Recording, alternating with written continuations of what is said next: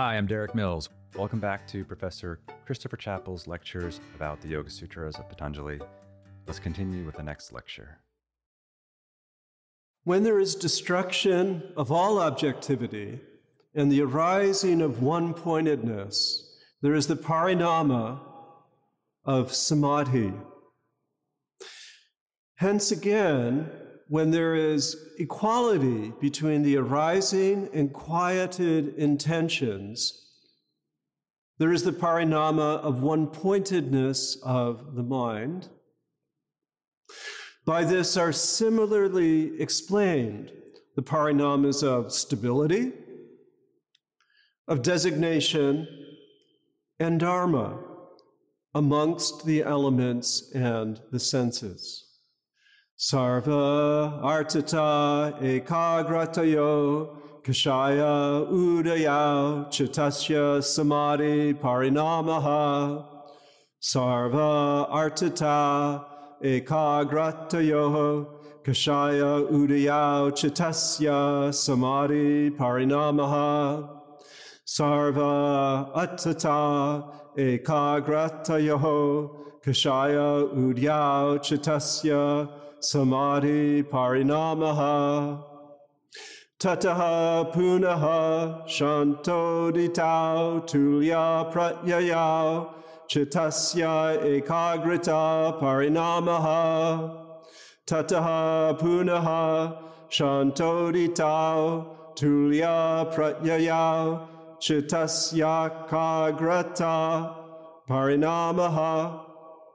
Tataha punaha shanto ditau tulya pratyayau chitasya ekagrita parinamaha. Etena bhutendriyeshu dharma lakshana avasta parinama vyakyataha. Etena bhuta indriyeshu dharma lakshana avasta parinama vyakyataha. Etena bhuta indriyeshu dharma lakshana avasta parinama vyakyataha. Now this rather remarkable cascade stages the descent. Sri Aurobindo referred to this whole process of retreat and re-engagement as the descent of consciousness. Now the yogi who has moved into that state of Nirodha Parinama,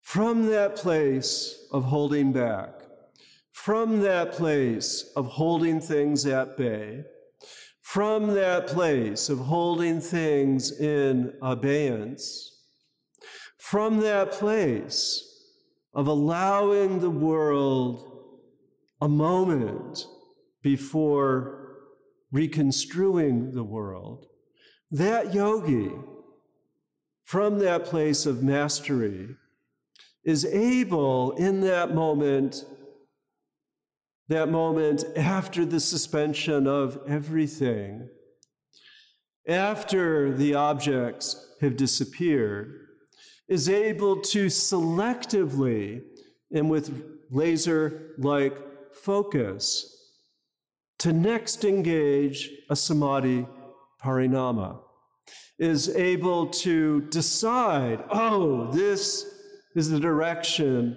to be pursued. And with one-pointed intention arising out of the erasure, arising out of the cancellation of all compulsion to get involved, is able to then generate a mind with purpose, with a seated purpose, not from the past, not from compulsion due to the klesha karmas, but is able to then seed consciousness like one can imagine seeding a rain cloud, so that a samadhi moment comes that says, oh, this is the direction to be taken. And from that samadhi moment, the chitta, the mind construct that constellates through one's intention, out of that quieted place where the emergence and the restraint are held in this delicate balance, the focused mind becomes ekagrita, becomes an ekagrita parinama, a mind with a fixed intention that will allow the parinama, allow the embrace, the outflow to proceed in a chosen direction. So backing up just a little bit, sarva nirodha. Nirodha parinama, nothing happening. And then samadhi parinama, a moment of inspiration that reinvites a seed, but a seed with purpose. And with the invitation of that seed from this rarefied place of samadhi, there is a slight descent into ekagrita chitta, into a focused mind that reinvites some of the stuff, perhaps of vichara, to return. That this moment of pure calm invites in a seed. This seed takes focus, and the mind is ready for the further descent. And this descent then comes down to the realm of the elements, the bhutas, and the senses. And recall in the Sankhya cosmological outflow that precept governs percept, governs that which is perceived. So in other words, the conditionings of the mind predispose the outflow of the senses to connect with the construed world of the elements in a particular way. And what Patanjali does is call out and evoke the elemental process, the bhutas, and we know that that's the mixture and the combination of earth, water, fire, air, space, physical realities. It also calls out the indriyas, and we know that there are two sets of indriyas. One, smelling, tasting, seeing, touching, hearing. And the other set of indriyas is digestive, reproductive, holding and giving with the hands, walking with the feet, and speaking with the voice. The embodiment of the world of intention through the senses of both orders, the senses of perception and the senses of action, connect then with the physical world. And this physical world, as advised earlier, must be seen through the prism of its threefold nature. Some of the stuff of the world is heavy, avastha, fixed, tamoguna. Some of the stuff of the world is active, is marked, is lakshana, the stuff of rajas, of activity. And some of the stuff of the world is dharma, is an abiding presence of the subtle that has the potential always of turning toward the ultimate ascent toward sattva. So follow this flow. The flow starts from this place of utter remove. the place of Nirodha Parinama. And then it comes down with a reintroduction of this notion of Utana, a reintroduction of the emergence of the world, seeded with a little bit of purified intent, but nonetheless held in the equipoise of samadhi, and then a further stepping down from that samadhi, the thing not quite yet, into an intended thought. And that would be ekagrata, an intentional, one-pointed thought. And then from that one-pointed thought, we step down to the realm of the gunas, to the realm of the vyutana, to the realm of the interactive, to the realm of the differentiated subject, process of perception, process of reaching out, connecting with the material. And that, brought to a yoga class, can be suggested using perhaps the following analogy, but using the following actual physical process. In advance, you may invite people to think about this process. We don't want them to overthink it. It's better to have the experience and then say, oh, that's what happened, than to over-precondition.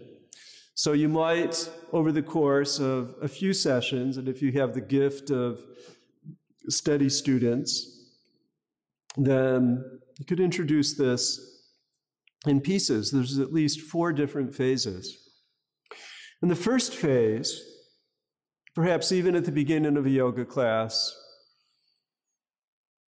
if you start with samastiti, or you start with tribandha, or you start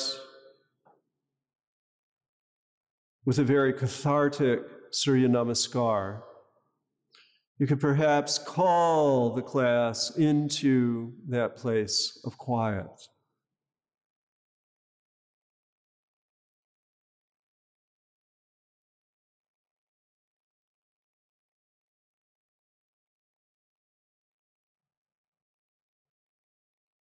And then, I know yoga teachers sometimes like to use the word samkalpa. You might invite in a purified intention. And as yoga teachers, really the universe is full of examples to perhaps suggest, but it could perhaps be even the practice of nonviolence. To seed the mind with an intent to do no harm. Or it could be to encourage the cultivation of reflection upon Sat, pure existence.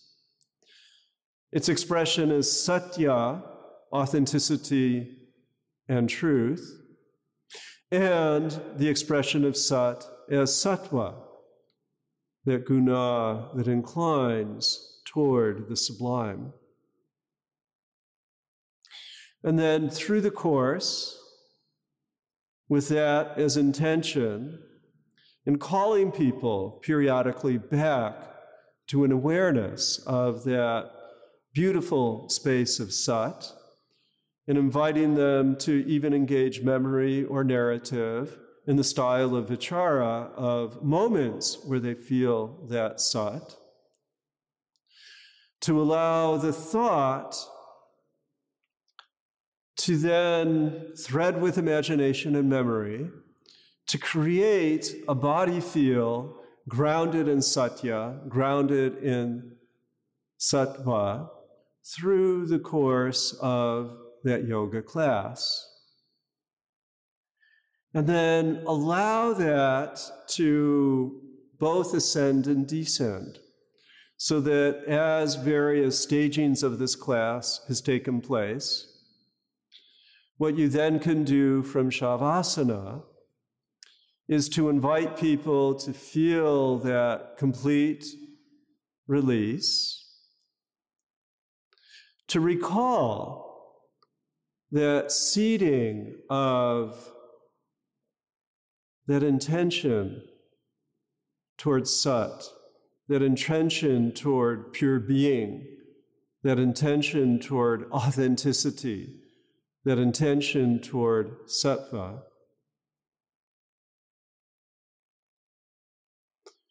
And then invite the students to reflect some of the ideas that arose, reflect in quiet, in shavasana, some of the feelings that stir up when working toward that elevated ground of being. And then slowly invite them at the end of the shavasana period, as they roll over to one side, to feel their fingers, to feel their toes, to feel the lower realms of the body, to feel the emotions yearning for expression through the throat. And also, as they're on their side, ask them to feel the press of hand upon earth, earth connecting with hand. Ask them to feel either the warmness or the coolness or the moisture within or the moisture without, to feel as they open their eyes how the luminosity is entering their eyes, the form and color. And that as they push up with an inhale breath, that they feel the breath of the body and the air of the room. And as they arise into a seated pose, perhaps for the final chant, perhaps for the final reception of whatever words that you have to share, that they are aware of their emplacement within space. And then invite them, as they rise from this working from nirodha to samadhi, to the one-pointed mind, returning to the world of body, of elements, of senses, that as they stand, as they go forward into the world, they re-engage. They re-engage in a way that has been purified by their gift to self, of allowing them to come in touch with letting the vyutana, letting the busy world subside during the time and space of yoga, letting them from that place of deep quiet develop an elevated thought,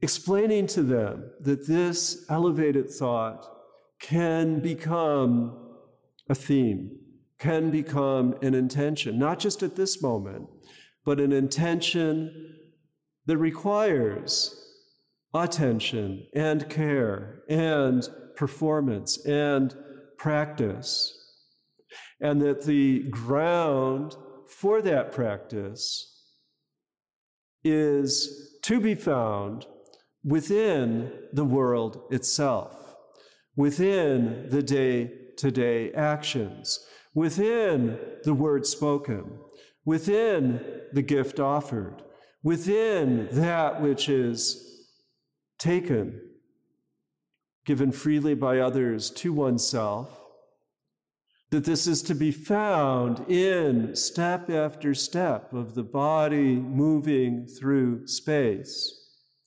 And that this cultivation of re-entry dislocates those fettering karmas, dislocates ignorance and delusion, dislocates ego, attraction and repulsion, and establishes one as a yogi to be in service to others, and to be mindfully creative of all the world that surrounds us, all of the world that supports us, all of the world that presents itself as results of choices, as a result of decisions that we have taken from that place of the purified intention.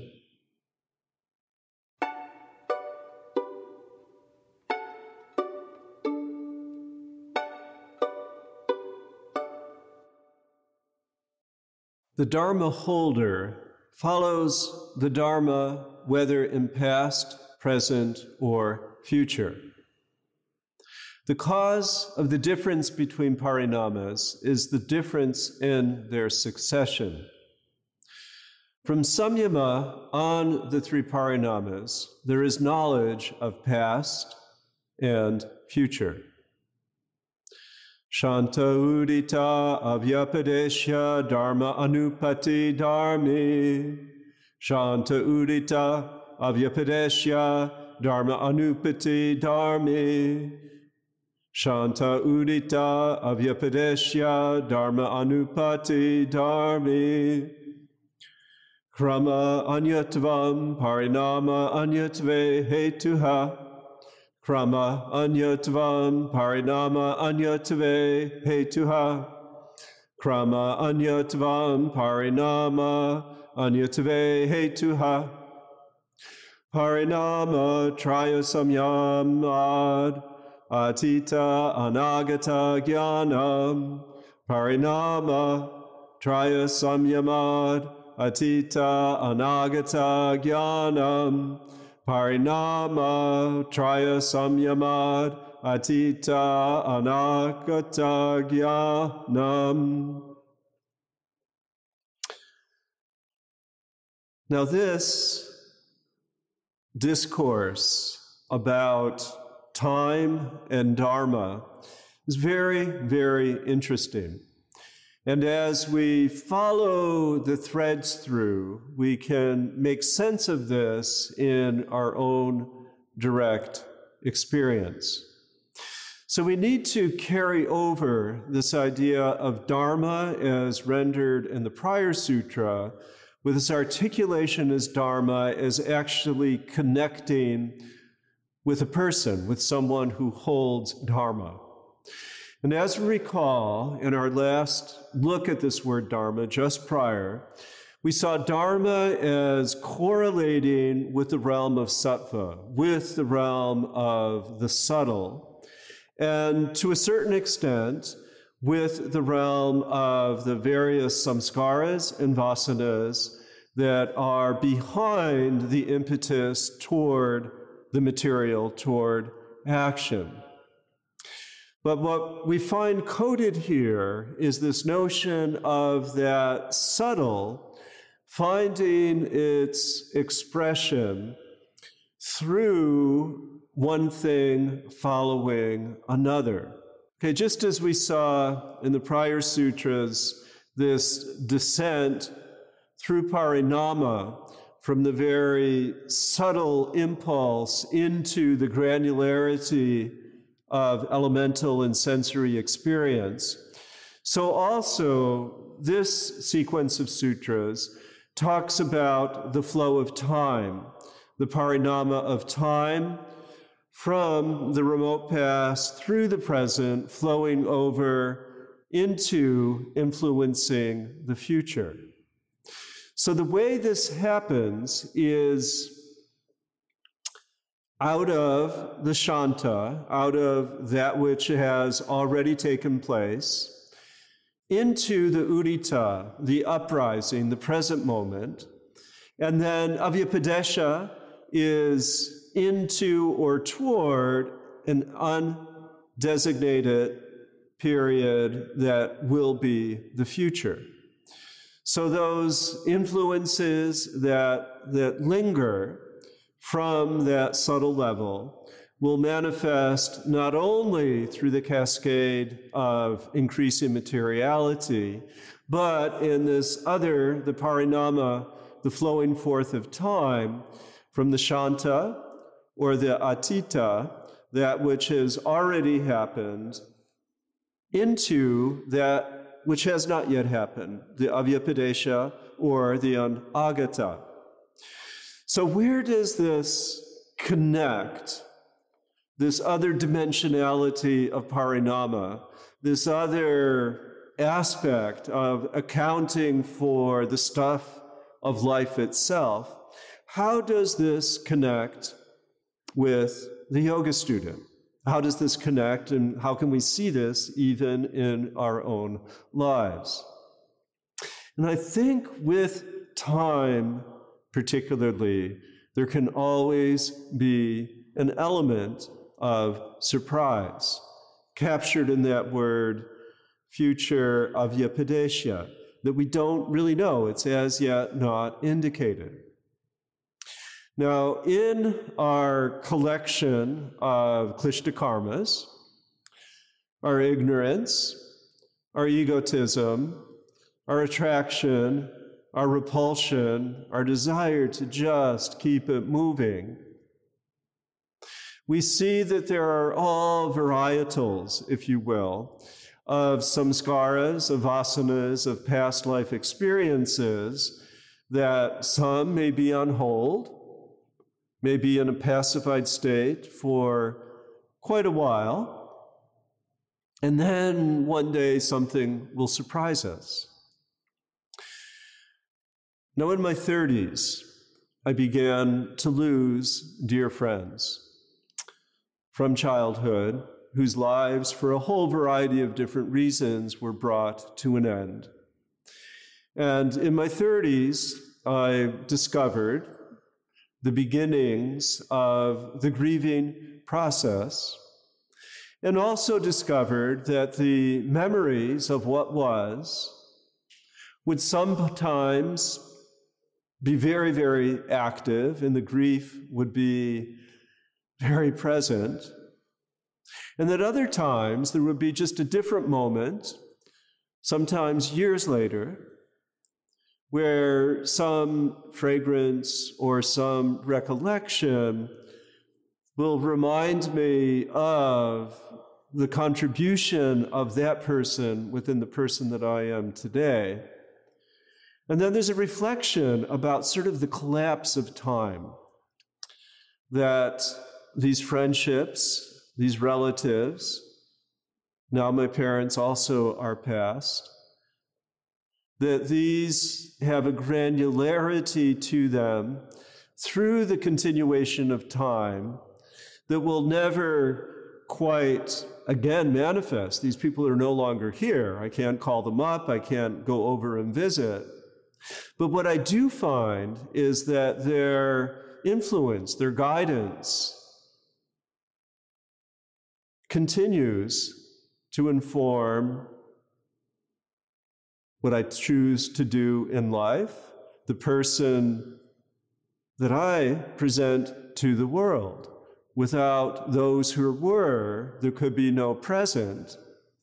And I also see, even within the lives of my own children, that whatever gift that we had in the times when I was at home, they were at home, and they all went off to college eventually. But when we get back together, I feel this stuffness of our parent-child relationship carrying forward in the choice of their maid and the choice of some of their daily rhythms. And this is an opportunity to really reflect on how Dharma, how that even cultured Dharma, in the instance of the more auspicious aspects of our life, can carry forward in undetermined ways for the generations that follow. So I think that these sutras are an opportunity to reflect on this all-important attention given in Indian philosophy to past, present, and future. Now, how again, to make this accessible for the everyday yoga student. And I think that we can make it large and broadly philosophical, and we can also make it very specific and small and granular. So let's take that approach first. There's a moment in my memory planted by a really nice cup of coffee that I think could be illustrative of a Dharma-like experience.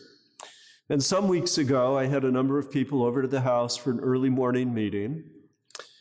And in the process of putting that meeting together, I don't usually have coffee. I brought in coffee from a store, came in a box, and I made a little bit of that coffee with a nice dose of half and half, and it tasted so wonderful that when everyone was gone, I noticed, there's still a little bit of this left, and I put it in a jar, put a top on, and for a couple of days, I heated that coffee up and put a little bit of half and half in it, and had a moment of experience, had a moment of pleasure, had a moment of enjoyment.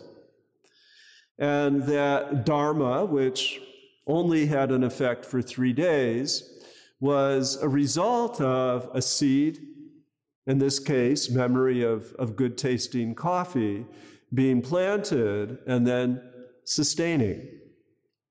It also built a memory that if I hold a similar meeting, I will remember which box of coffee to order. And like that, students in group, either small group or large group, can be invited to reflect on how an experience of the past entered the present and how at some undetermined time it might be taken up in the future. Now, all of this is toward a greater sense of self-understanding, and particularly in this third pada, an understanding of power. We have power within our lives, vibhuti, to make a decision, to hold a thought from the past into the present, and then through our capacity of parinama, to reach out, to take the elements of desire in this case, and turn them into a manifest reality. Now let's look broadly at a student's intention to do yoga. One of the interesting sort of simmering subtexts of yoga practice is the allure of yoga itself. What brings people to yoga class? So many different stories, so many different influences, a little bit of marketing, a little bit of personal history, a little bit of your friend or your parent or some other relative. Let's go to yoga class. Okay? So something brought a person to a yoga class. Then, within that yoga class, as we've described it, something remarkable, something notable might happen. Doesn't happen for everybody, but for many people, this may be a wonderful moment whereby they're able to check in, they're able to feel body, they're able to feel breath, they're able to get a little bit of a glimpse of how it feels to calm down, how it feels to really settle in. And they'll come back, perhaps. The yoga does what yoga can do.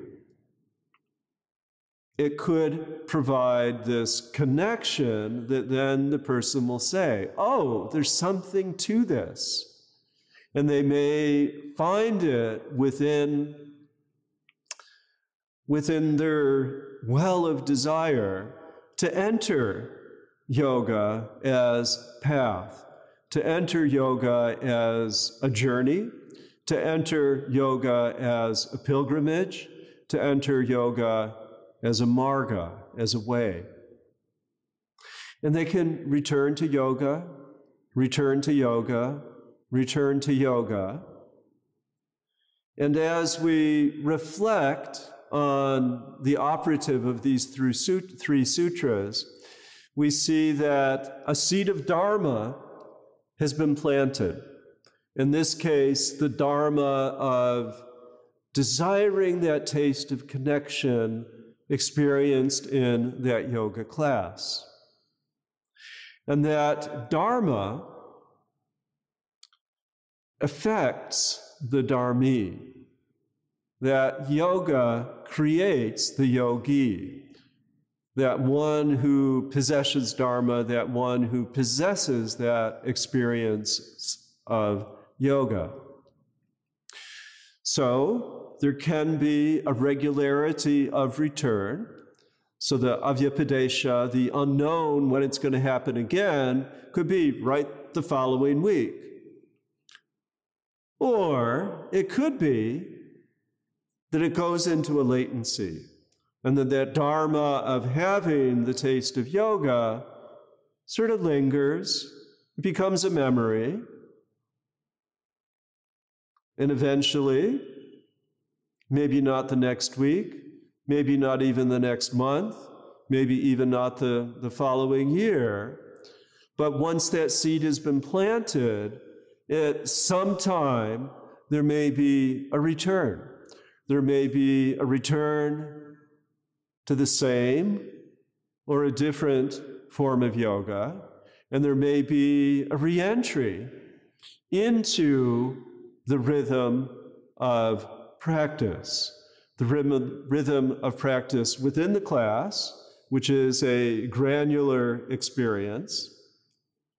And then, with a little bit of encouragement, the suggestion on the part of the yoga teacher can be made to all of the gathered yoga students that just as this time, which is designed and created for you here and now, has been, I think, hopefully, a moment of wonderful for you, so also the invitation can be given out to the yoga student that time, that flow, that parinama from the past into the present stands within your grasp. That you can take what you have learned and apply this at your own will, in your own time, in your own space. And the beauty of a yoga teacher is that the yoga teacher can prescribe, can assign, can invite a yoga student to develop a home practice so that the moment of one class can be a moment of a home practice, a home practice, a home practice, a home practice, a home practice, and then a return to the yoga class, taking in new information, taking in new technique, and that allows the building of an intentional life through self-power that gradually will allow that student of yoga to truly become aware of past, present, and future, to truly become aware of this parinama, this outflow relationship between the subtle and the gross, and allow the gradual ascent toward an abiding wisdom.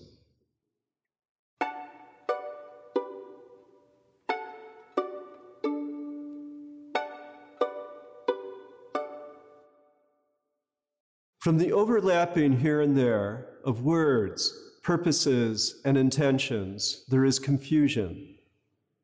From contemplation on the distinctions of them, there is knowledge of the language of all beings.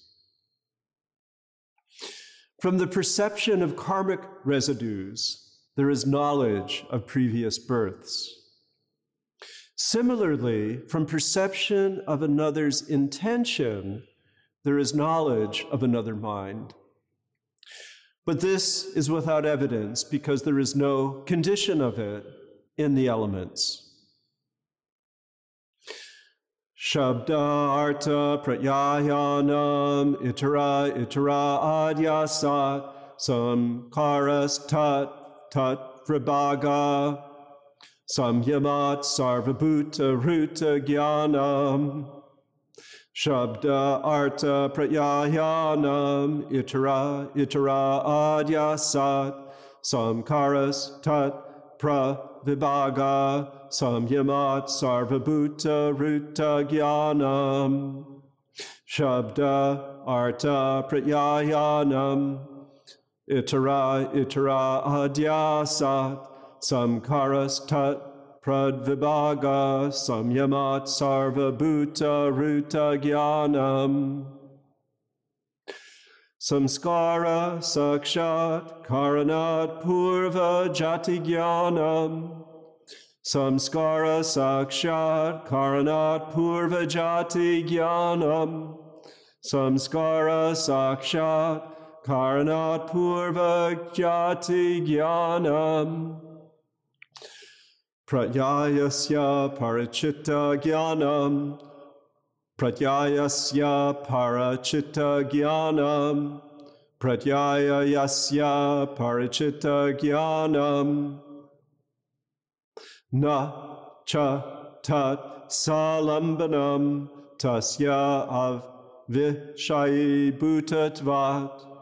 Na cha tat salambanam tasya avishai bhutatvat.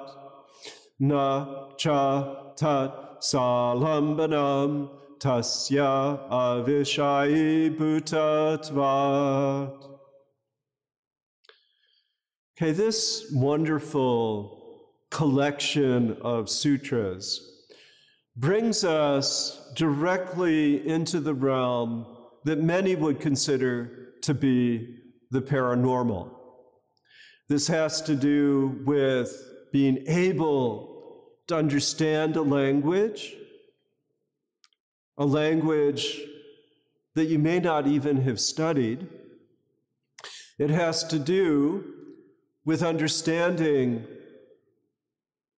one's own past lives, and it also accounts for how we can engage in telepathy, meaning how we can figure out what other people are thinking. Now, on the one hand, as we go through these examples, they're going to be made plausible, and we're going to see that from examples provided, that, yeah, we can see a connection to these various powers that arise through the performance of yoga. But we're also going to be mindful that, according to Patanjali, we can't be 100% sure because the evidence is not in front of us. We have no proof that, in fact, the conjecture is nothing other than a good guess.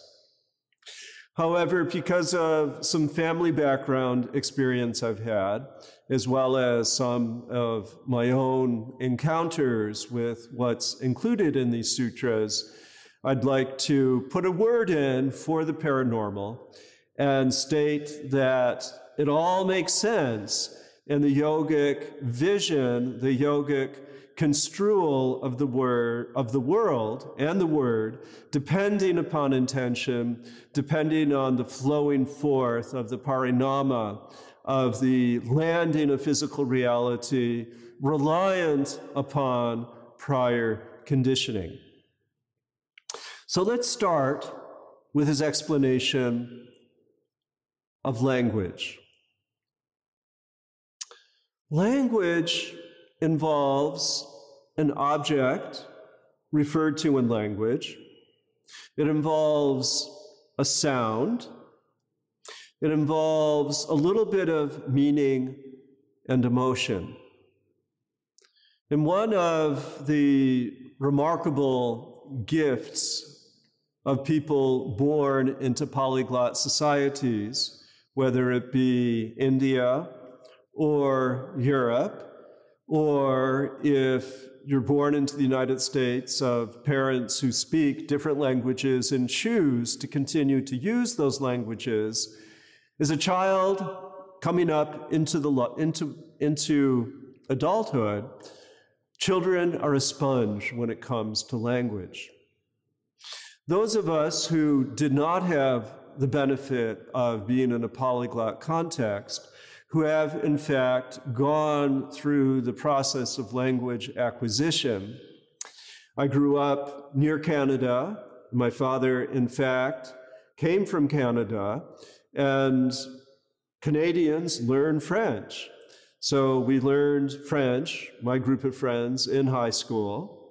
And then I decided to add in Spanish and learned, as the language acquisition specialist had framed it, that there are certain structures that can be anticipated.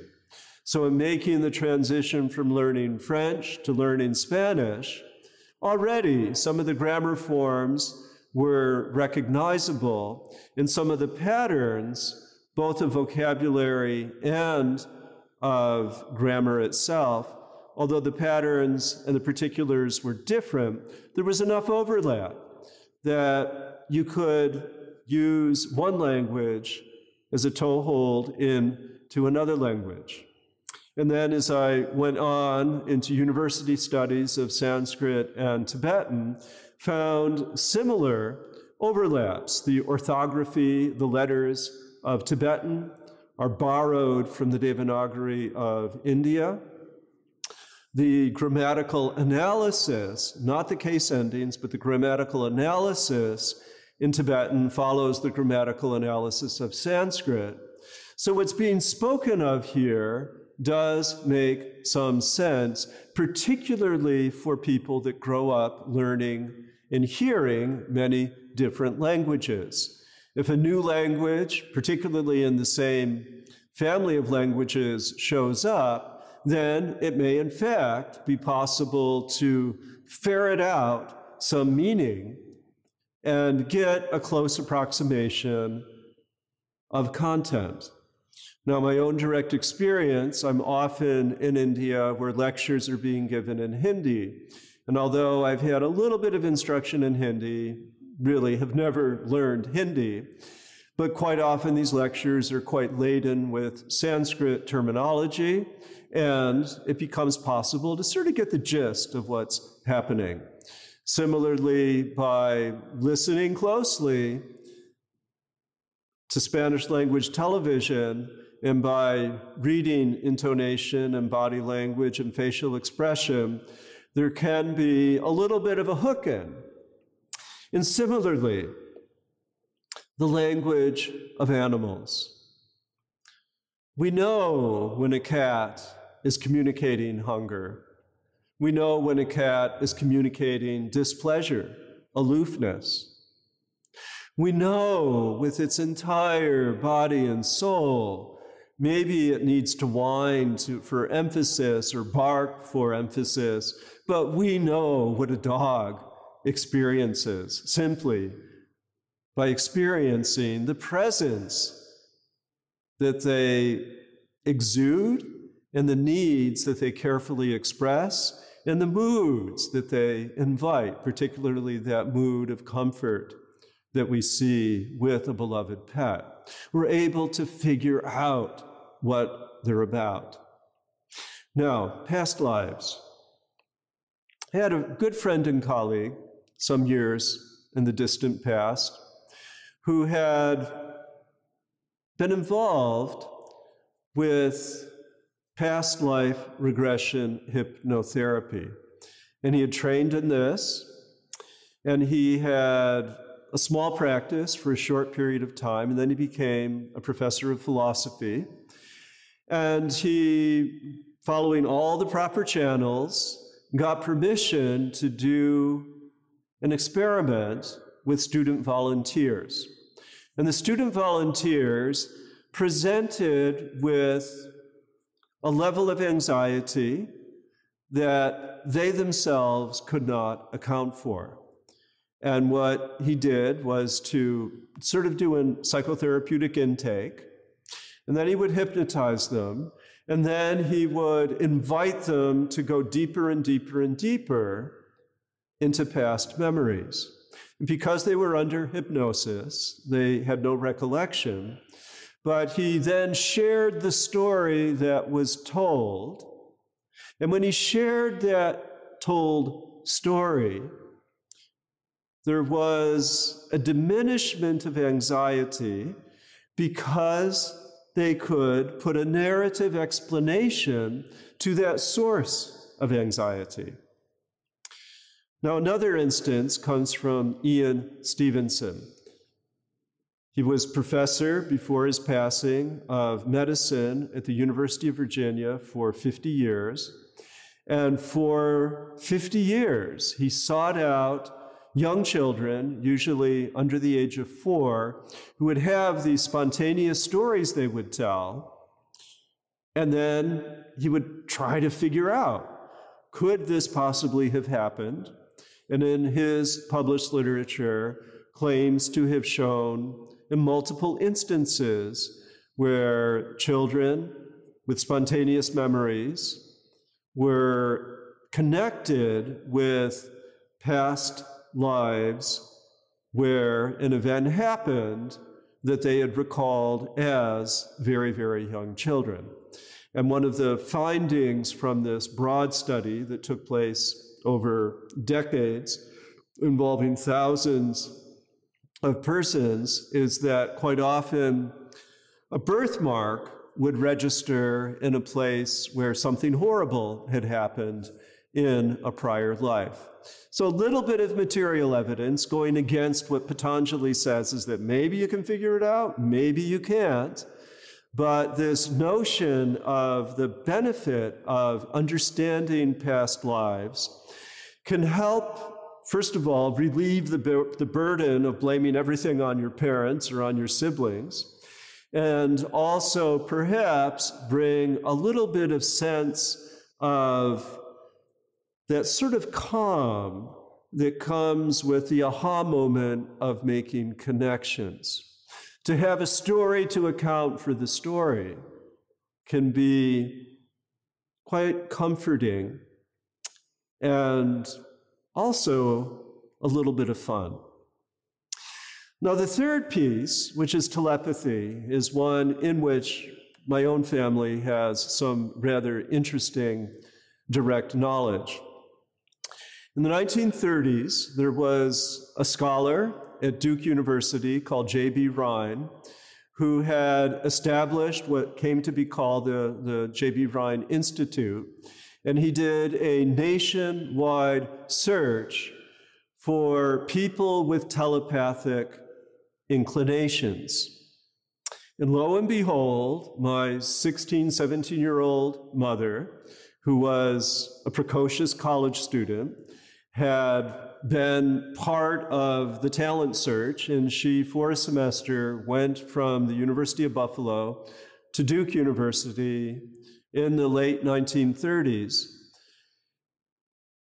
And she sat with different people and performed these telepathic experiments. And the experiments involve 5 cards circle, square, triangle, squiggle, and a fifth image. I forget what it was. But they would first set up partners, one on one side of a screen, one on the other side of the screen. And then eventually she really fell into sync with this one particular woman. And as a child growing up, I would be told these stories and then other very fun stories, too numerous to share, about how this talent became just part of what my mother had done for many, many years, both with my father and anticipating our needs as children. But back to Duke, they would separate them with a screen, separate them with a room, separate them from a building, separate them, put them in lead-lined rooms, separate them by city even. And remarkably, not at 100%, but in test after test after test, whether sending or receiving, my mother scored extremely high on the telepathy scale and became convinced herself that there is this vibratory realm through which we can communicate. All we need to do is to be able to tune in. And in so many ways, when now we see people with cell phones, apparently the scientists did figure out, starting with Marconi, that there is this realm of vibratory emission and we can channel it. So whenever you're on the cell phone, you're really engaging in a little bit of technology-assisted telepathy, and there's also a telepathic connection that allows you to, particularly with people that you know well, but not always someone you know well, to be able to get a sense of their bodily experience, their bodily feel, and perhaps all the way down to a specific thought. As one works with the realm of samyama, grounded on pratyahara, as one becomes inward, as one develops focus of the mind, one in fact can be quite open to reading the thoughts and the body language of others. And I remember in the early years of my yoga career, when I was traveling by train from the heart of Manhattan to the outer reaches of the Bronx and back, a few times a week in graduate school.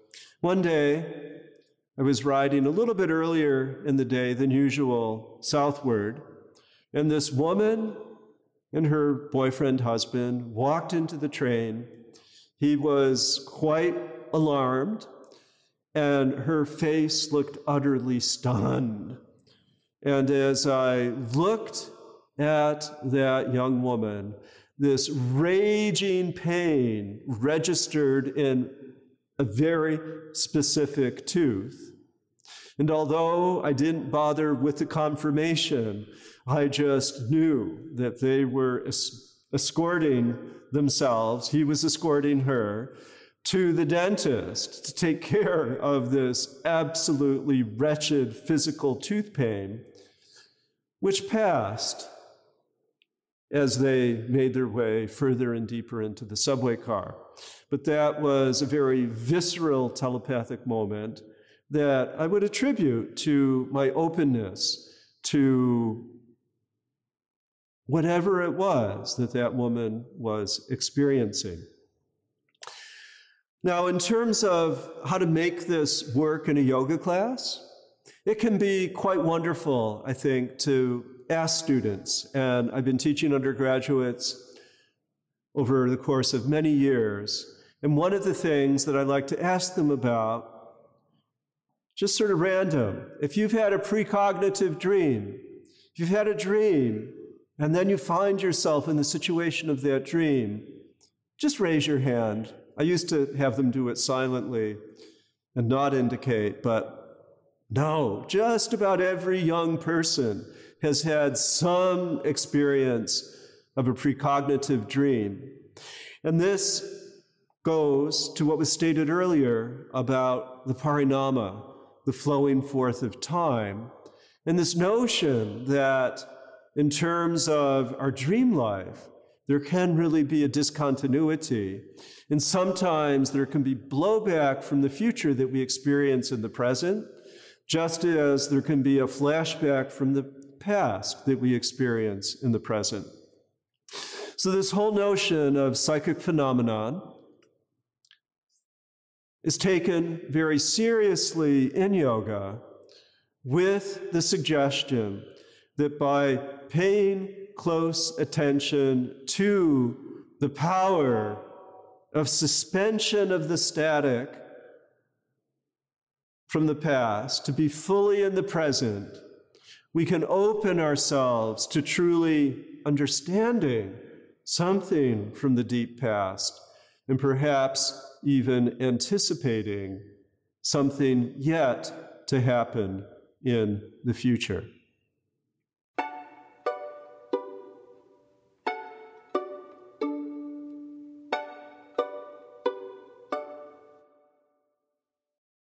From samyama on the form of the body arises the ability to suspend the power of grasping and disconnect the eye from light, resulting in concealment.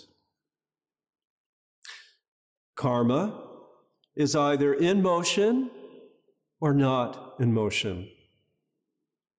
From samyama on this, or from natural phenomena boding misfortune, there is knowledge of death. By samyama on friendliness and so forth, corresponding powers arise. By samyama on power, powers arise like the strength of an elephant and so forth. Due to the casting of light on a sense activity, knowledge arises of the subtle, the concealed, and the distant.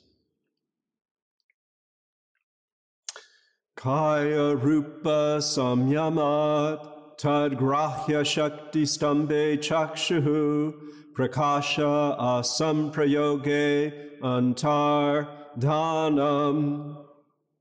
Kaya rupa samyamat tad grahya shakti stambe chakshushu prakasha asamprayoge anta dhanam. Kaya rupa samyamat tad grahya shakti stambe chakshuhu prakasha asamprayoge antardhanam. Sopakramam nirupakramam cha karma tat samyamat aparanta jnanam arishtyebhyo va.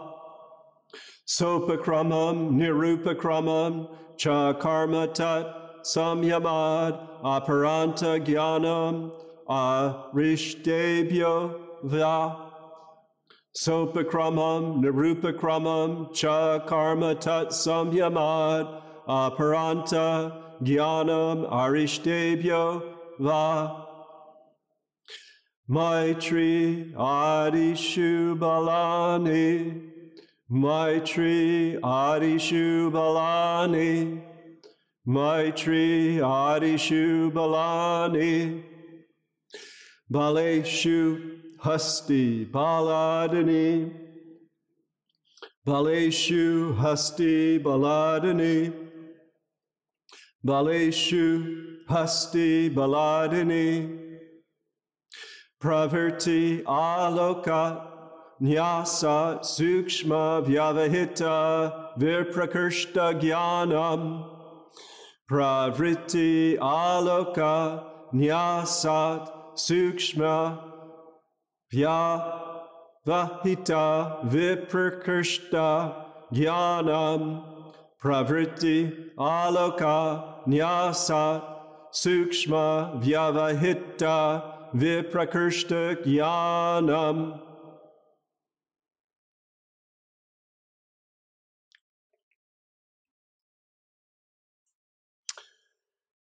power. Rather remarkable powers. And the first one listed here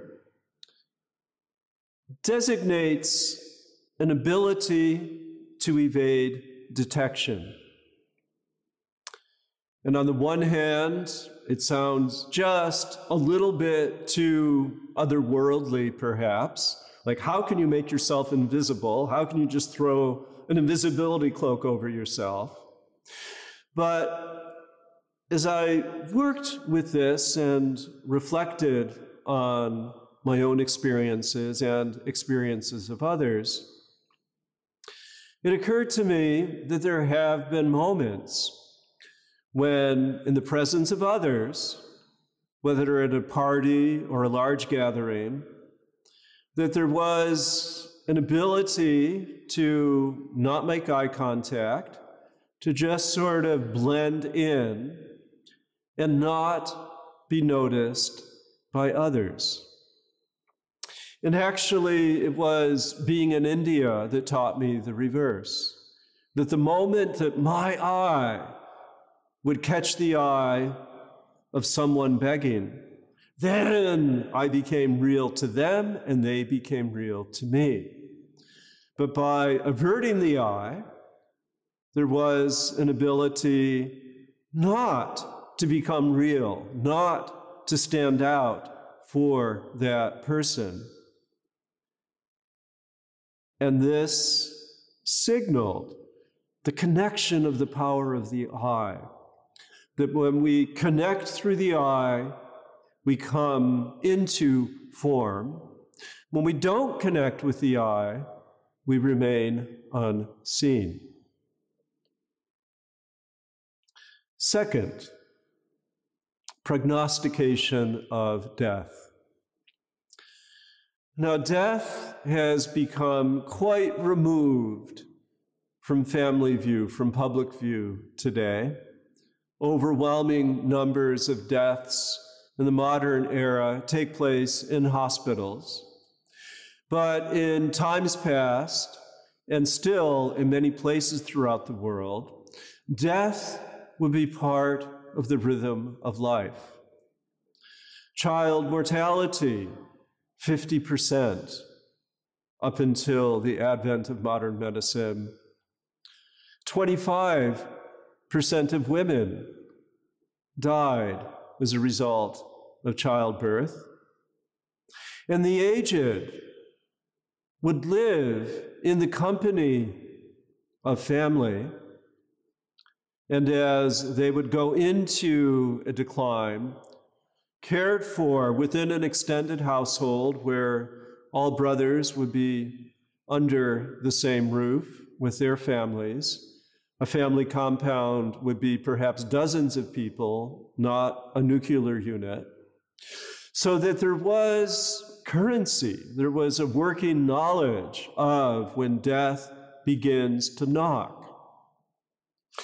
Now, in my own experience, I've been with the sick, with the dying, close to death.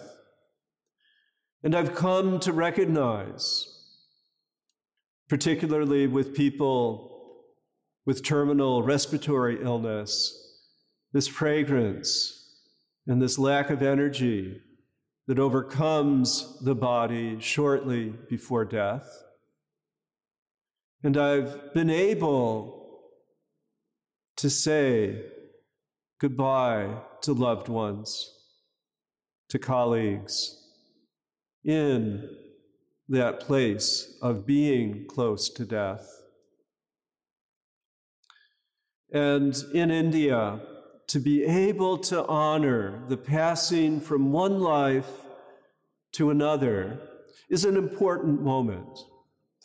And although the narratives are very different from Hinduism, schools of Buddhism, and Jainism, about that transition, there's an assurance given both to the dying and to those that remain that the body is making a transition to another life. And the job of those sitting with those who are in the process of passing from this body is to give encouragement, to give inspiration to those people so that as they go through that transition process to a new body, it will be a positive experience. The Tibetan Book of the Dead, the literature from the Upanishads, the literature from the Jain narratives and the Jain manuals actually advise that being conscious and aware at the time of death is the best way to die, and also that death is inevitable. And as much as we try to deny the ultimacy of death, death is ultimate for all that we know, all that we love, as well as for ourselves. So bringing up the topic of death provides a platform for conversation about preparation and about providing support. Now, the next power is an ethical power. And as we recall from the very first pada, Maitri, Karuna, Mudita, and Upeksha. Friendliness for those that are happy, compassion for those who suffer, sympathetic joy for those who excel, and equanimity toward those persons who lack virtue. What a wonderful skill. A skill that also requires a little bit of samyama, requires a little bit of contemplating what's presented in this situation and how might I best manifest an appropriate emotional response. So to be able to know, using a little bit of that third sense or sixth sense, whatever we want to call it, we know that, this is a person who is really of goodwill and friendly. Or this is a person who suffers deeply. This is a person of great excellence, and this is a person who others may revile, but I'm going to remain even-minded while in the company of this person. And this makes the world all around a more discerning, a more open, a more welcoming place. This is a wonderful power. It's a gift to oneself, and it's a gift to others. Now, I think we've all been in the presence of an elephant. And I remember some years ago when our basketball team was nationally renowned, and Shaquille O'Neal, who is absolutely massive, was playing on our court, and I timed his warm-up so that I could just walk by Shaquille O'Neal and feel my smallness and just feel the immense power of that remarkable frame. And we have the capacity, it's been well documented, of people lifting automobiles off the bodies of loved ones and rescuing that loved one. And I think that we've all had an experience where we discovered either a moral strength or even a physical strength within that surprised us. And as bodybuilding came into popularity, and even later, skill and particularly advanced asana came into popularity, it became sort of a challenge for people to imagine, to feature themselves, and to do some samyama on lifting a very heavy weight or moving into a very difficult yoga asana.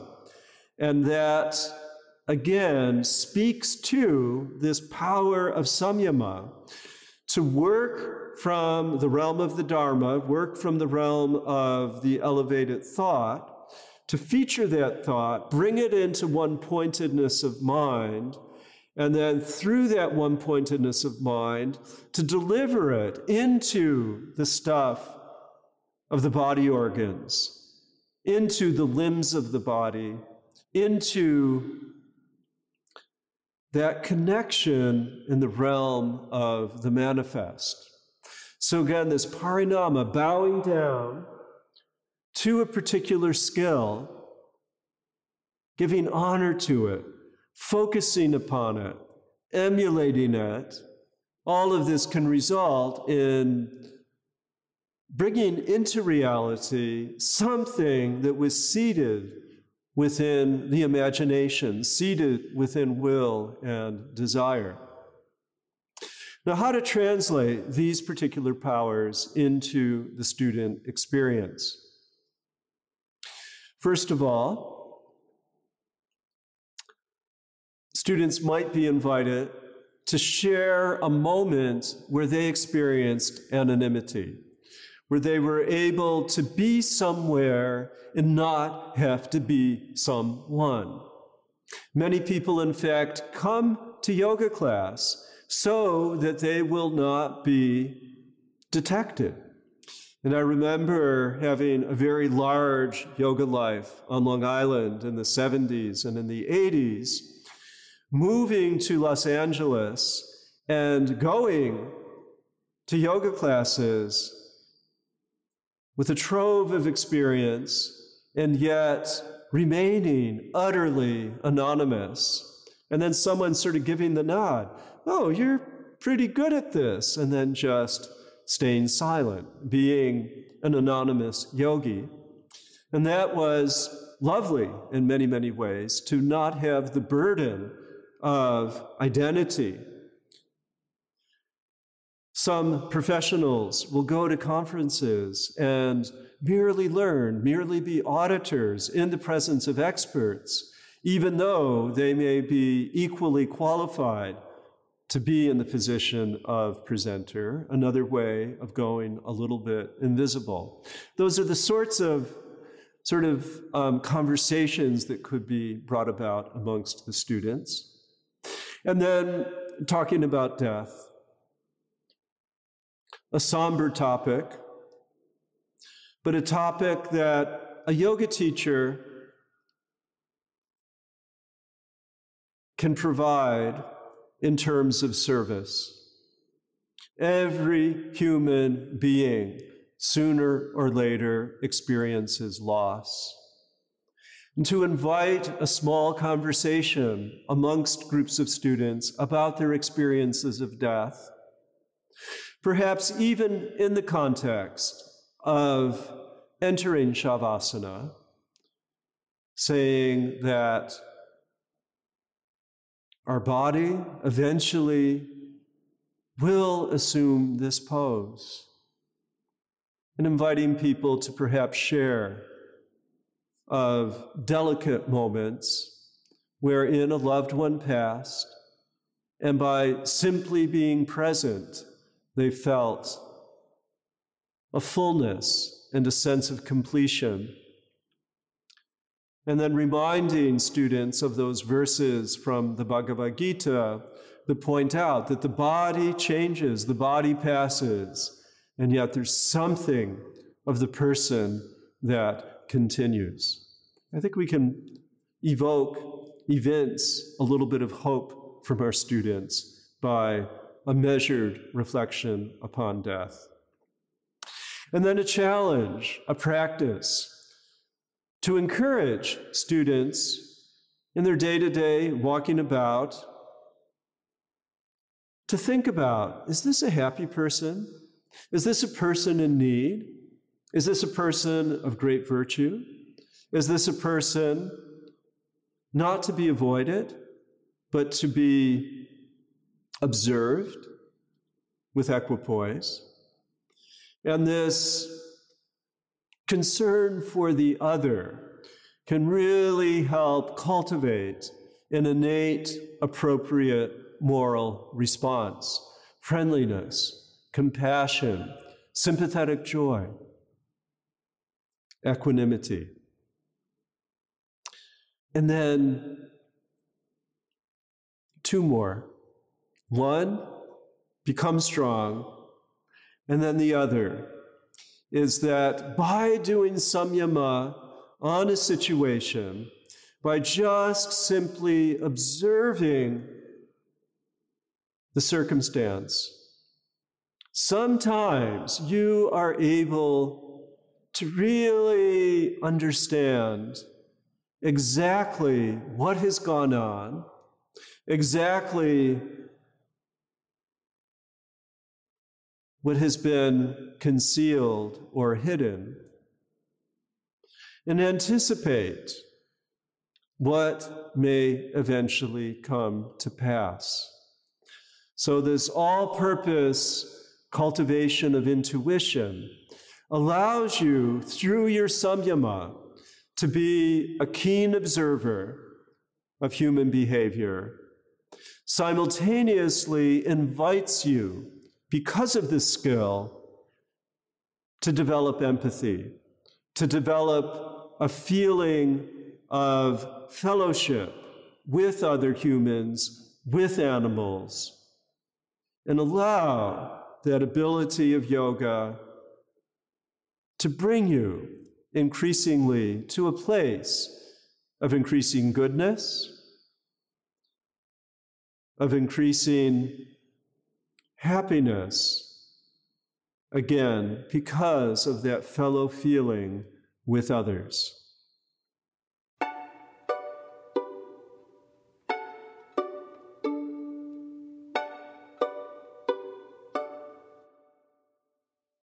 From samyama on the sun arises knowledge of the world. From samyama on the moon, knowledge of the ordering of the stars. From samyama on the polar star, knowledge of the movement of the stars.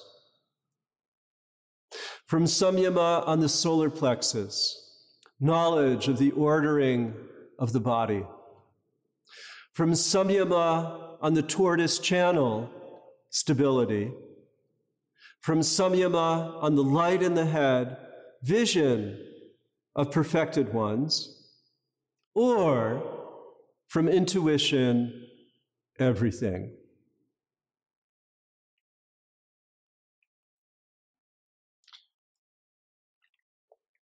Bhuvana jnanam surye samyamat.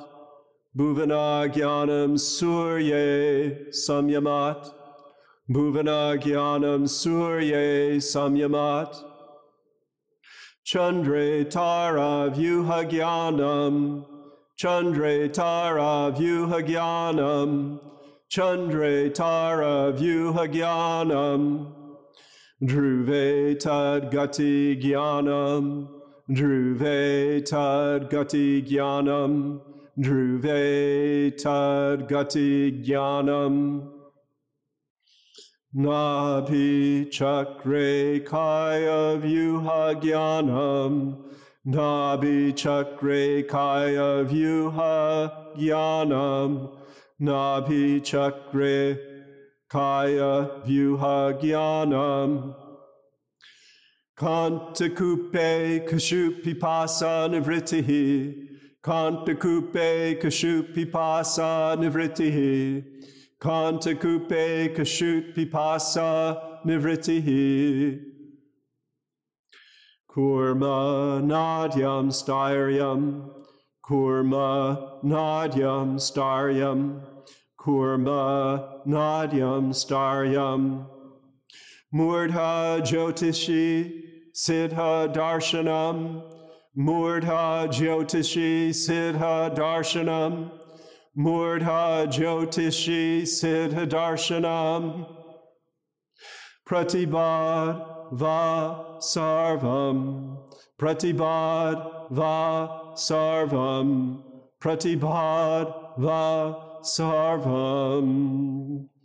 Oh.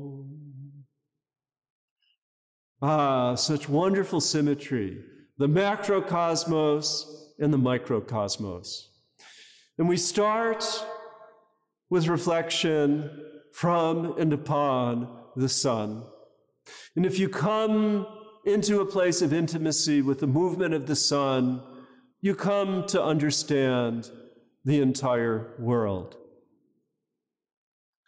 Second, if you watch the phases of the moon and you watch their motion and their change throughout the night sky, you come to notice how the moon passes through the various constellations.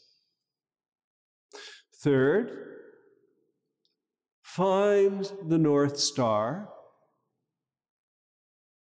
and then get up at different watches of the night and see how the stars revolve around that north point. It'll evoke in you a sense of wonder, a sense of awe. The externals, sun, moon, stars. And now the internal. Beginning with the solar plexus, that sun rising every morning, illuminating the world. So also we have this heat at the center of our body. Think of the Da Vinci beautiful painting, line drawing of the man, his center of gravity right in here. This is the heat source that digests our food. And through knowing that place of heat, that place into which the breath descends, we can know how the entire body works. And then, keeping up with that digestive theme, if we rise up into our throat, the location of thirst, the location of hunger, and if we're able to truly direct our samyama there, we're able to still that hunger, gain the skill of fasting, place that urge into a place of nivritti. And this zone of the body is also the zone of so many profound emotions. We choke up in our throat at times of deep emotionality. And we're able to bring that to a place of stability through our samyama. Now, the Kurma Nadi, I know many different commentaries, many different traditions, but some would say that when the tortoise draws in its limbs, that there's an elevation to this area, the pineal gland, the front of the brain, this place that we know is activated through neuroscience in moments of meditation and prayer. And that when we're able to focus our energy there, we're able to gain styrium, stability, standing. Many people, hundreds of millions every morning in India, adorn themselves on this space, recognizing this place as spiritual center, using that adornment as a way of signaling to the world this connection with a higher focus to one's energy. And as one gains skill with beginning energetically to rise through those rivers, through those nadis, toward the swa, perfected ones, siddhas, may gift you with a vision that connects seemingly with a heavenly realm. And your inspiration can come from a feeling that you're not alone, that there are, in fact, personages, men and women who have, in fact, moved beyond all karma. In the Jain tradition, they call it the Siddhaloka, and they actually have portraits of the people dwelling in that place of ultimate freedom.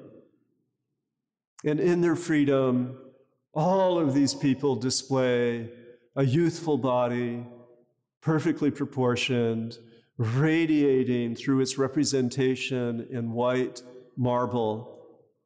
And to be in a place where people meditate on such exalted beings can be quite elevating in a beautiful, beautiful way.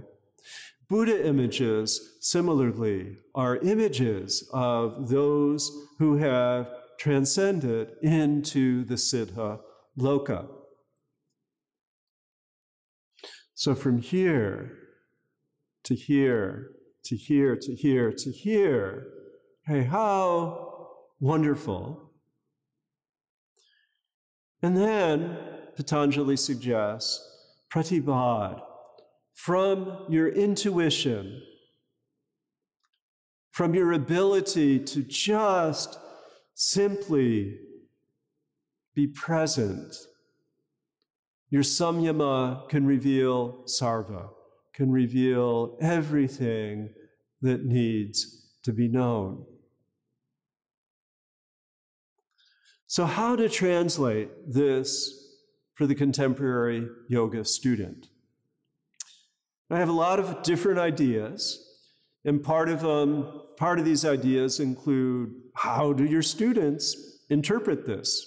Does this speak to their condition? Does this speak to their experience in any way? But in order to get the conversation moving, let's start first with sun, moon, and stars.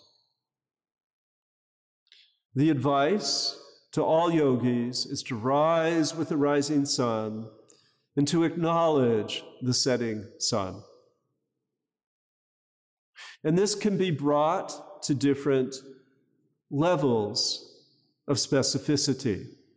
Now, in my own practice, I do rise, generally before the rising sun, and I'm blessed to be in an area, although I've done this in other climates where it was not the case, but generally I can all go out every day of the year, not worry about cold, not worry about wet. But I walk every morning, and if it's particularly a clear morning, I walk up to a ridge up above behind my house, and from that ridge, I can time myself to be there at sunrise. And in the winter, close to the winter solstice, the sun rises deep to the south, rises over Orange County.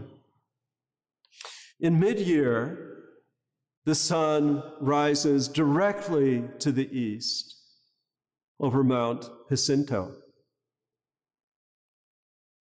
And in the time of the equinox, the summer, in the time of the equinox, it's in the middle, and then the summer solstice, in that month toward the end of June, that particular day, the sun will rise over the San Gabriel Mountains.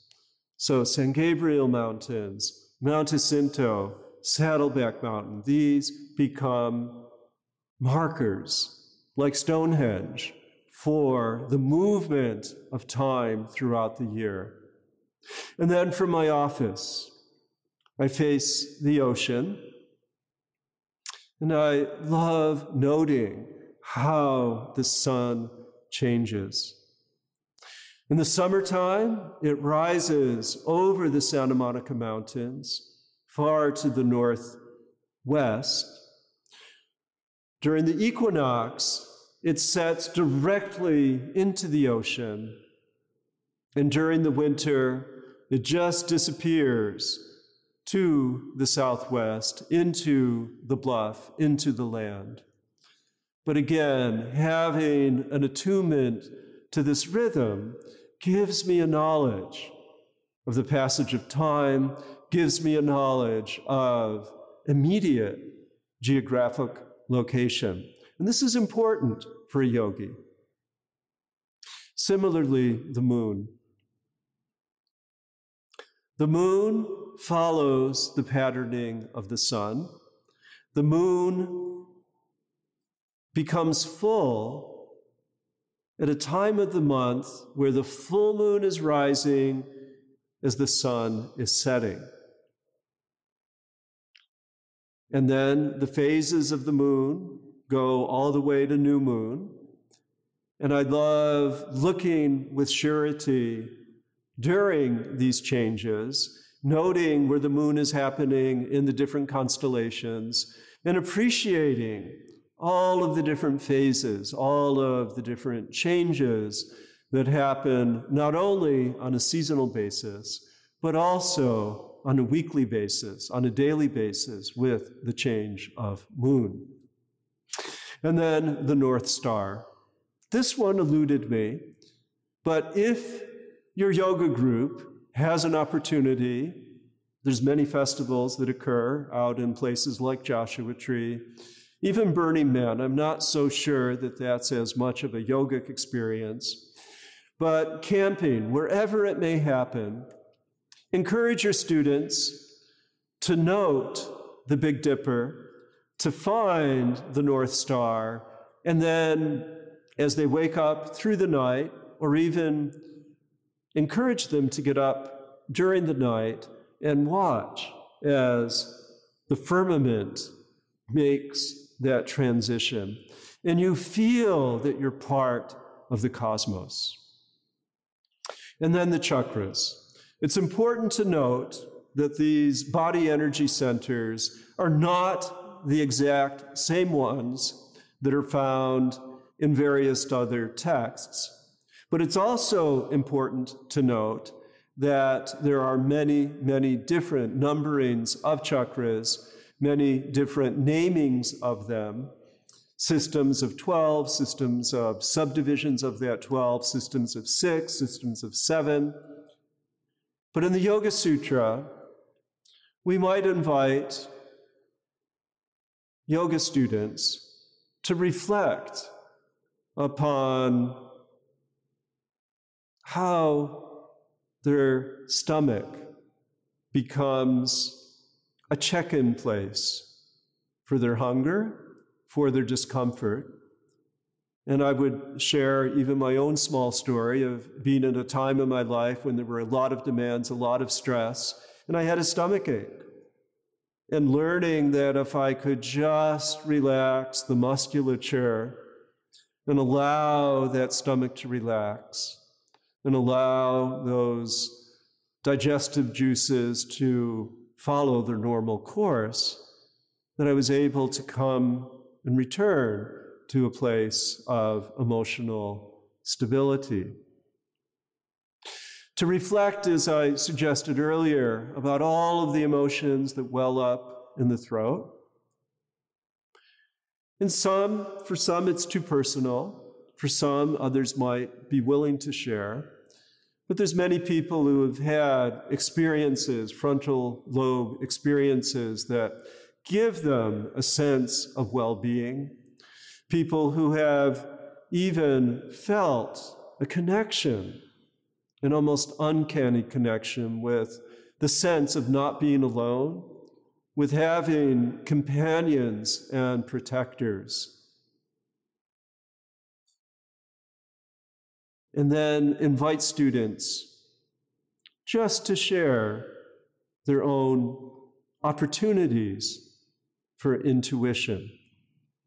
And on the one hand, Patanjali has already warned us that your intuition may not always be correct, that the world does not always affirm what you might imagine or want to will to be. But usually, most people can find some small example of having a premonition, of having a sense that both in connecting with the universe, as well as connecting with a gut feel, or a throat feel, or an elevated insight, that we're part of something a little bit uncanny, a little bit larger than ourselves, and that those moments of connecting with the beyond are moments that help relax the grip of the klishta karmas, help relax the grip of ignorance and egoism and attachment and repulsion. And it's also important, as we transition into the next segment, to honor Patanjali's placement of the heart. The greatest center, the center through which we become fully human and through which we receive that human capacity to at least momentarily transcend our humanity. All of that occurs in the heart. Hridaya, Shraddha, in placing our trust in the heart, exploring the emotions, exploring the gifts of the heart. Through the heart, we become receptive. Through the heart, we manifest compassion.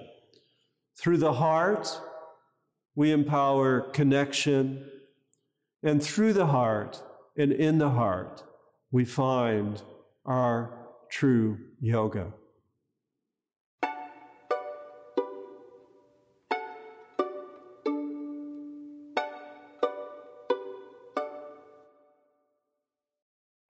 From samyama on the heart arises understanding of the mind. When there is no distinction of intention between the pure seer and illumination, there is the experience of the purpose of the seen. And from the contemplation on the purpose of the seen, there is knowledge of the true self.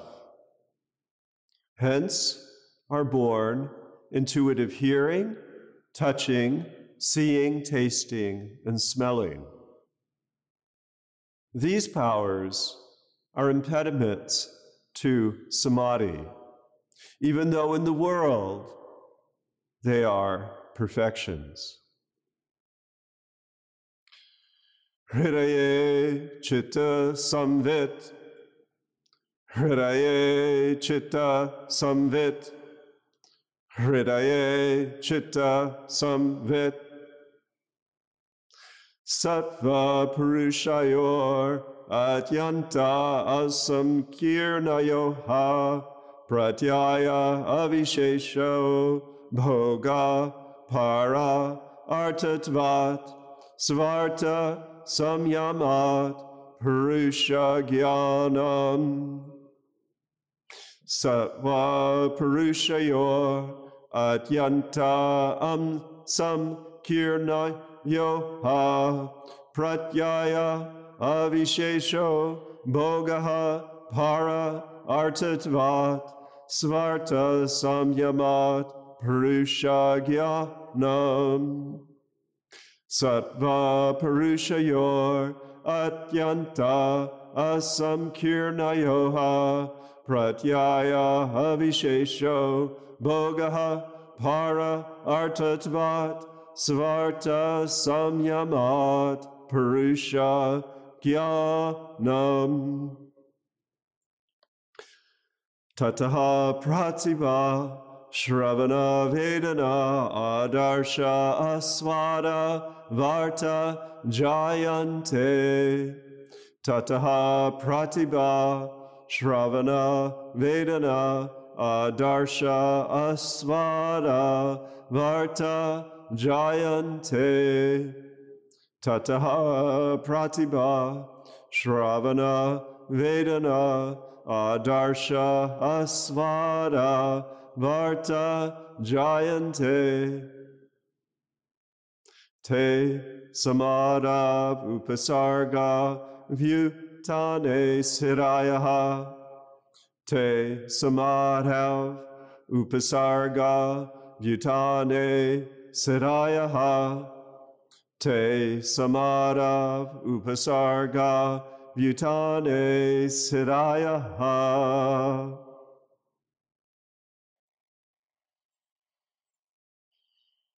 Now returning to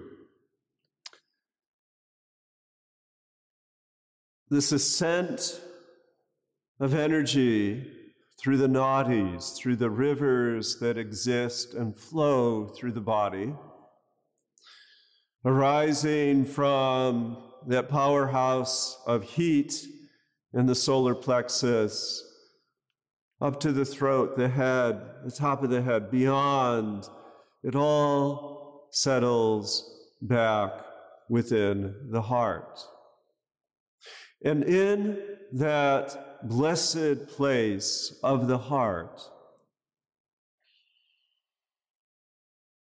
arises the presence, the felt presence of a sattva, of an illuminated state, of that highest, that most refined of gunas, that comes in close proximity to that silent witness, to that place of the seer, to Purusha.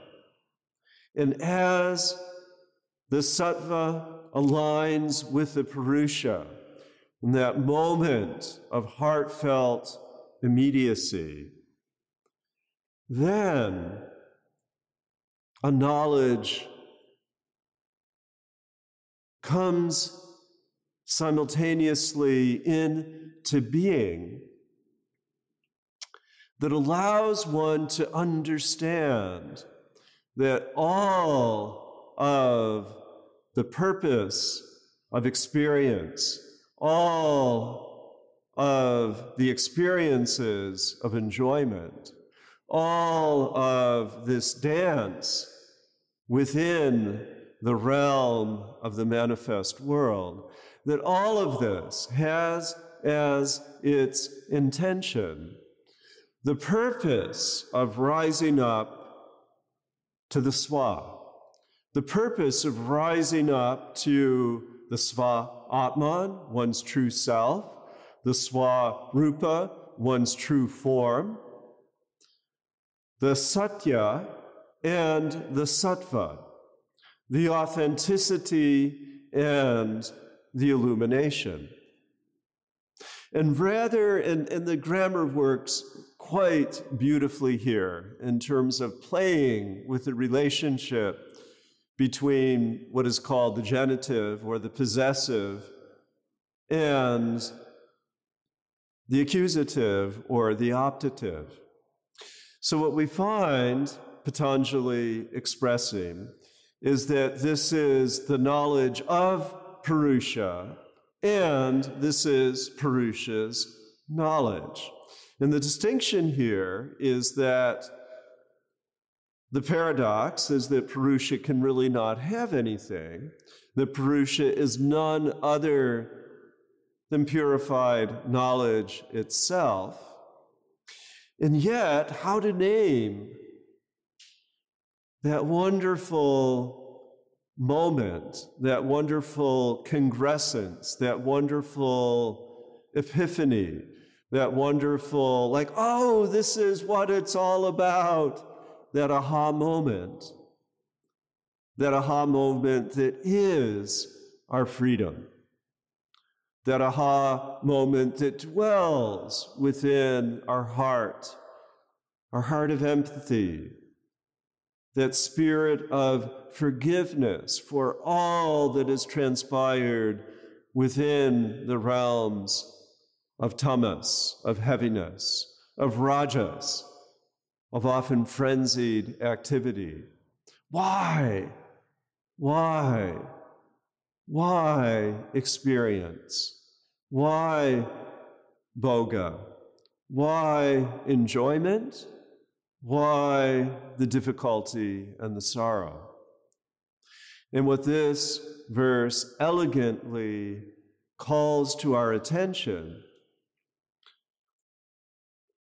is that we experience all of the ups and downs. We experience every vyutana, every manifestation in the realm of the senses and the elements exclusively for the sake of the witness consciousness. Now, when this happens, out of this experience, as we learn to perhaps linger in that delicate place of alignment and balance, where our sattva is brought up to the remarkable realm of equipoise, then we're able to receive wonderful experiences in the realm of listening. Wonderful, really enlightened experiences in the realm of touch. Wonderful relationships with the realm of beauty, of taste, of fragrance. And with this comes a sense of mastery. With this comes a sense, hailed also in the Upanishads, that yes, it is possible to move through the things of the world with full enjoyment of the things of the world without the impediment, without the obstructions of the klishta karmas, to be fully present to the world without ego, and be fully appreciative of this remarkable, in a sense, floating within the realm of sense enjoyment. And yet, Patanjali further cautions and says that ultimately these experiences of blissful buoyancy can, in fact, provide an occasion for attachment, can, in fact, perhaps block that ability of moving toward sarva nirodha. And within the realm of the vyutana, remember we have the vyutana, the realm of objective reality, the realm of experience, the realm of bhoga, and we have the realm of nirodha, of the stoppage, of the halting. In the realm of vyutana, to be in that place of blissful, unimpeded, direct, immediate sensory experience, for that we find perfection. Within that we find perfection. And by learning how to play, learning how to celebrate as well as elevate, this is a beautiful way of describing the optimal rhythm of the good life. Now, as a yoga teacher, you find yourself having to model these experiences, these moments of aha, and also having to negotiate and to navigate how to allow those moments of clarity, that chitta prasada, to extend and to linger, but without having it fall into ego, without having it contract in a way that closes off the heart and shuts the door to an abiding, radiant buoyancy. So, as a teacher, it's important to share on occasion, not in an overbearing way, but it's important to share moments of clarity and bliss that have been gifted by yoga practice. And every morning I sit,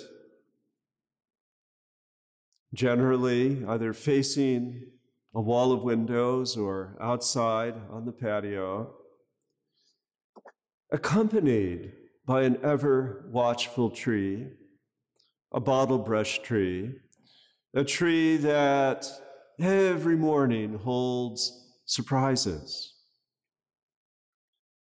Nearby is a fountain. In front of the fountain, a kindled flame, a little bit of incense.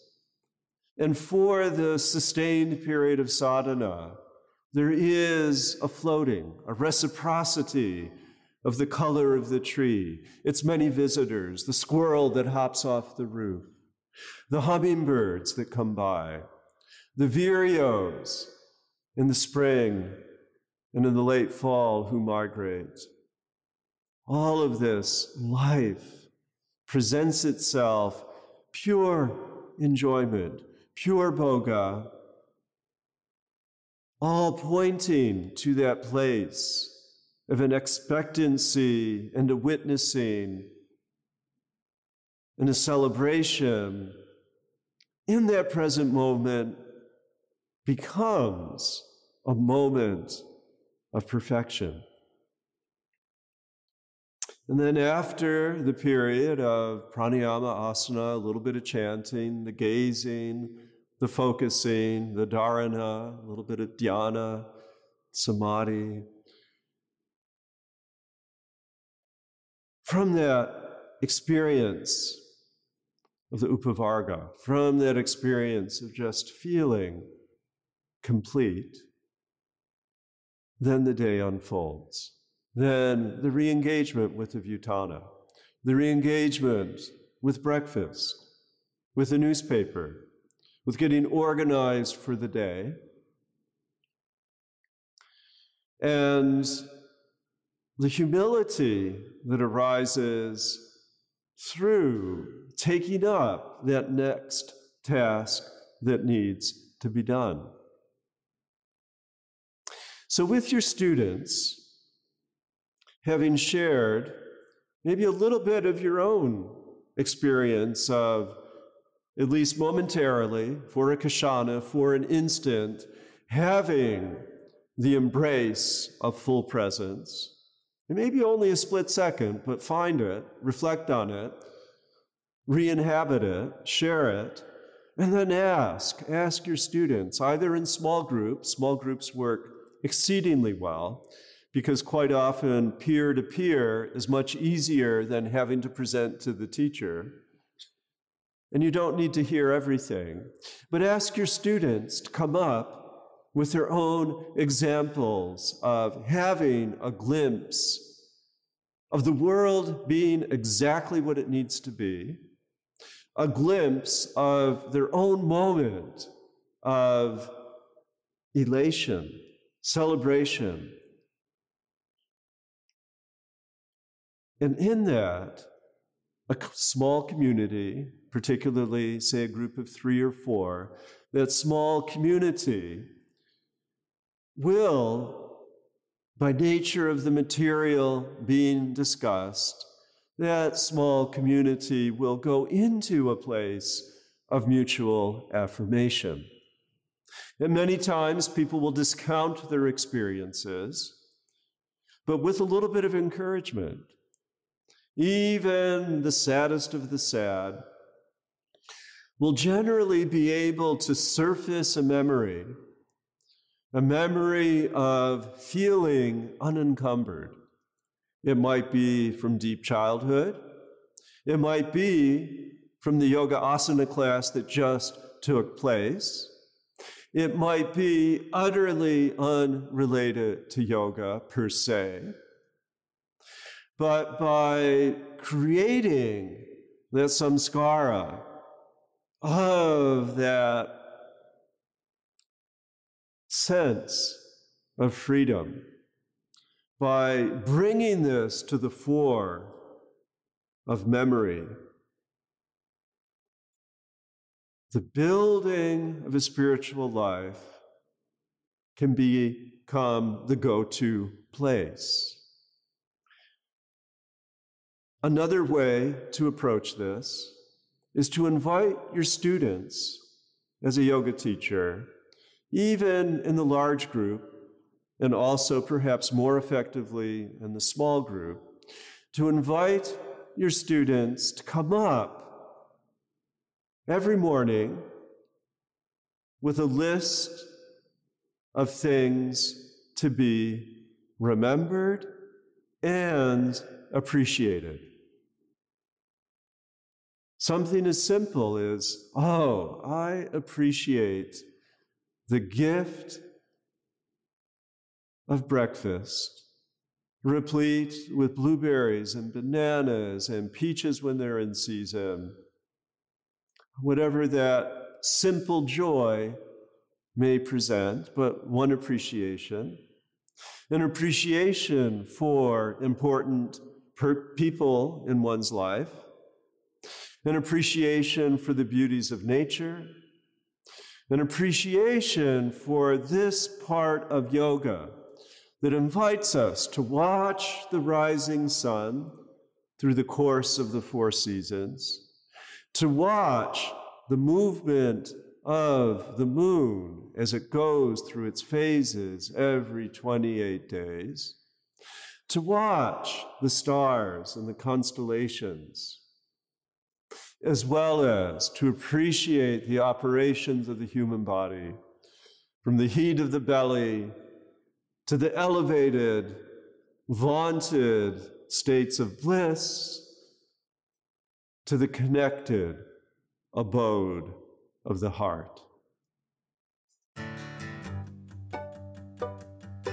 Thanks for listening to this episode of Professor Chapple's lecture series about the Yoga Sutras of Patanjali. Discover more episodes on Apple Podcast, Spotify, or on podcast.glo.com. I'm Derek Mills.